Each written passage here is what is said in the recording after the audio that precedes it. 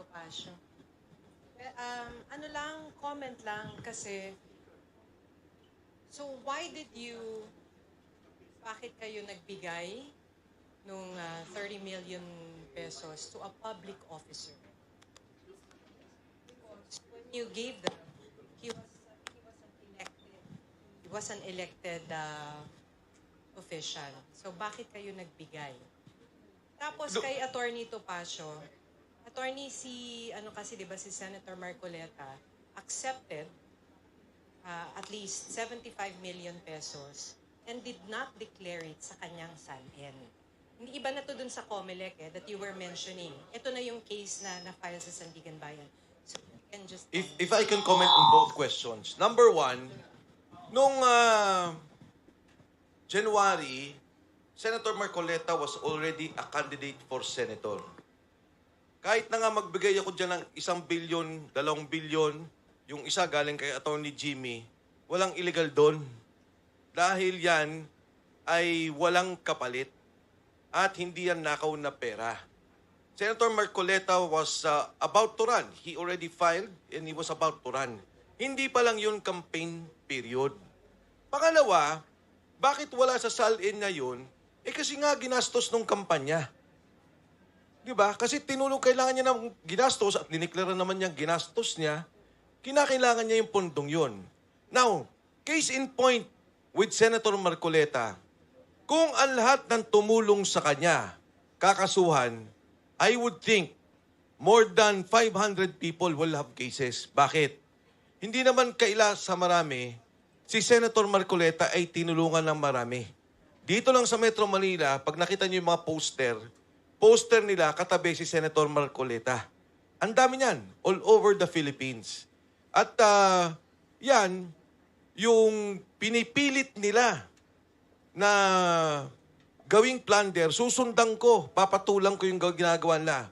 Kunin nila lahat ng sose ng senador. From former Senator Vicente Soto, Tito Soto, kala Senator Ping, Senator Risa, lahat ng nag-donate, pagdugtong-dugtongin nila at i-file din nila. Dahil it was as simple as that. Pinipilit lang nila dahil gusto nilang tumahimik ako at tumahimik si Dante Marcoleta. In response to that, I'm not authorized to speak on behalf of Senator Marcoleta. No? Kaibigan natin yan, pero hindi ko siya kliyente. But from a strictly legal point of view, there is a misconception among the uninitiated na kapag nagbigay ka ng pera sa isang public official, that is graft. That is not the case. May qualification yan. By reason of his office. Ano yung by reason of his office? Office hindi yung opisinang physical o yung title niya. By reason of his function.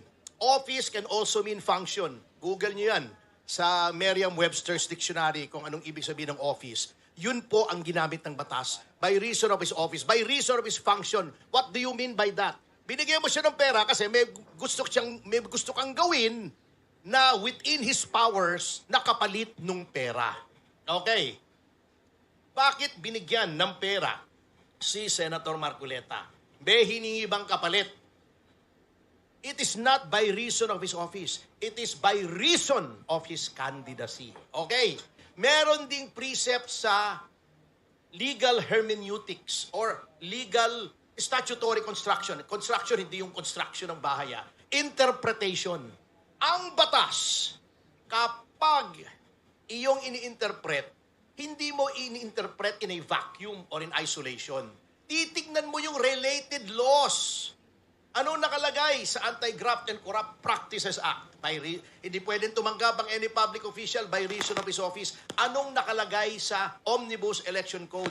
Allowed ang contributions up to a certain point kasi merong spending limit per voter per constituency. Probinsya, lungsod, distrito, nationwide. When you interpret a law, titignan mo yon. Contribution to a candidate is allowed. Wala naman sinasabing pagkakandidato ay sitting official. Whether running for re-election or running for a different office, Hindi mo pwedeng bigyan. Allowed yan. Bakit? Kasi the framers of the law know enough na unless you're one of the wealthiest in the country, hindi mo kayang ponduhan ang kampanya ng sarili mong pera. Also, yan ay to prevent corruption. Bakit? Kasi kung hindi mo pera yung ginastos mo, nanalo ka, wala kang kailangang bawiin. Yan po, sabi nga nung professor ko, si Justice Diaz, he who knows the law and knows not the reason for the law, knows not the law at all. Huwag natin tingnan literal. Yan ang problema sa iba eh. Komento ng komento. Kaya nga sinasabi namin, hindi naman sa we are condescending towards people who did not study the law. Ngunit, ang batas po, napaka-komplikado. Hindi yung literal. Sabi nga ni Miriam Defensor Santiago, hindi dahil marunong kang bumasa, binasa mo yung batas, alam mo na yung batas. Marami pong nuances ng law, kaya nga po 4 na taon namin pinag-aralan at 6 na buwan pa kami nag-review bago kami naging abogado. Mahirap po yan, hindi pwedeng, binasa ko, public official, si Marcoleta, binigyan ng pera, graft. Meron pong reason behind the law. Tingnan natin yung debates, tingnan natin yung journals kung bakit may ganong batas at bakit may batas naman na subsequent na may donasyon na pwede. Kasi in any electoral exercise, sa kahit anong bansa, allowed po ang donasyon.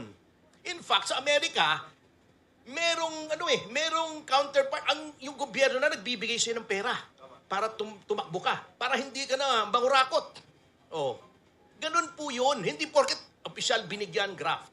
So, hindi porket official tumanggap, grafter. Hindi po ganun kasimple yun. Things are not as simple pagdating sa batas. So, yun po yung sinasabi namin. Tama si kasamang Mike, kung lahat ng tumanggap ng kontribusyon ni may plunder, tingnan natin lahat ng SOSE. Huwag mo sabihin hindi tumanggap si Soto, si Lacson. Di ba?